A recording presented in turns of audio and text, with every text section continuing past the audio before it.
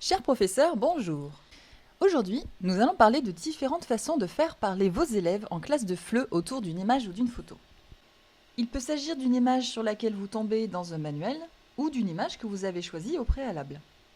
Il est toujours important pour des élèves de français ou de langue étrangère de savoir décrire une image et de comprendre pourquoi on leur montre cette image, de faire le lien entre cette image et autre chose en rapport, comme le sujet d'une production écrite par exemple. C'est aussi un exercice du quotidien à chaque fois que l'on rencontre une image et qu'on souhaite en parler. Ce n'est pas seulement didactique. Tout d'abord, si vous souhaitez travailler la production orale à partir d'une image ou d'une série d'images que vous avez sélectionnées, choisissez-en avec un effet déclencheur qui intrigue ou attire vos élèves, qui suscite leur curiosité. Par exemple, une image drôle ou attendrissante, un classement, un fait d'actualité qu'ils peuvent commenter. Ce n'est pas obligatoire, mais il sera plus difficile pour vos élèves de rester de marbre devant une image de ce type. Prenons quelques exemples. Une photo avec des chiens qui portent des vêtements, un enfant qui joue aux jeux vidéo, et un classement de différents pays en ce qui concerne le niveau en mathématiques. Quelle que soit l'image que vous ayez choisie, commencez par faire décrire cette image de façon purement physique. C'est-à-dire, que représente l'image? Quel type d'image est-ce? Où sont situés les objets? Que font les personnages? Comment sont-ils? Quel est le lieu? Etc.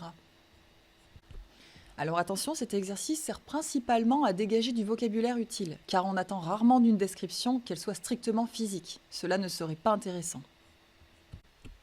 Ensuite, faites décrire l'image de façon plus profonde.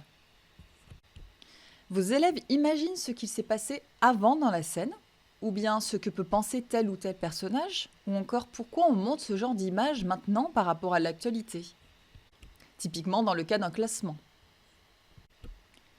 Ils peuvent aussi parler de l'effet général de l'image, de ce qu'elle leur fait ressentir. Ils tentent d'expliquer la mise en scène de l'image, etc. Posez-leur les questions qui les amèneront à réagir, comme « Que ressentez-vous en voyant cette photo?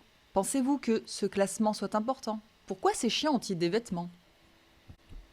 On reste dans une description, mais on est passé à un degré d'analyse plus profond, moins simpliste. À un niveau bien avancé, à 2.2 passé, vous pouvez aller directement à cette étape, en laissant la description physique de côté, à moins qu'elle ait du sens et que vous souhaitiez enseigner ou extraire un vocabulaire particulier. Dans un troisième temps, amenez une problématique pour faire parler davantage. L'image choisie doit servir de prétexte pour aborder autre chose et servir de support à un sujet de conversation, à des échanges entre vos élèves. Posez donc des questions ayant un lien avec l'image. Le comique de l'image peut laisser place à quelque chose de plus sérieux ou vice-versa pour dédramatiser selon l'effet que vous avez choisi. Par exemple, vous pouvez demander à votre classe s'ils pensent que les animaux sont trop humanisés de nos jours. Ou alors, en ce qui concerne les jeux vidéo, voudriez-vous que vos enfants jouent aux jeux vidéo? Ou encore, en ce qui concerne le classement, comment expliquer cette obsession pour les mathématiques à l'école? Dans la mesure du possible, bien sûr, choisissez des questions ouvertes. Ou alors, dans le cas des questions fermées, demandez systématiquement à vos élèves de justifier leur réponse. Pourquoi oui ou pourquoi non?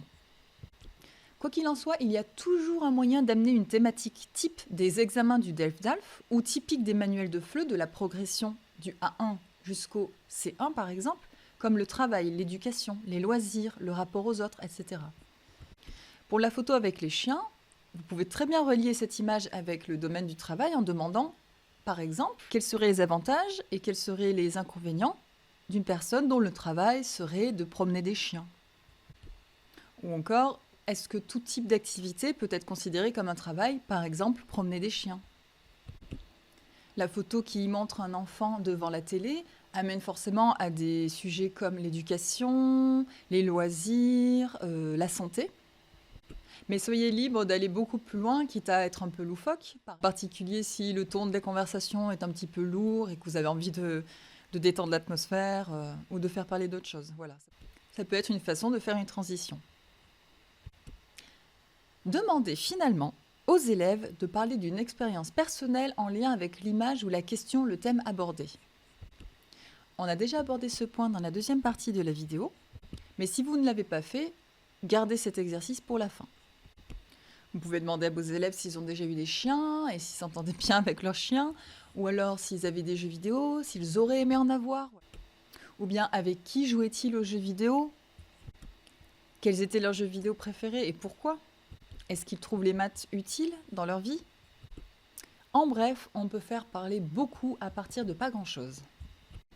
Le tout étant quand même de garder cet effet déclencheur, et vous, de votre côté, de vous apprêter à poser toute une série de questions en lien avec l'image, mais qui vont au-delà.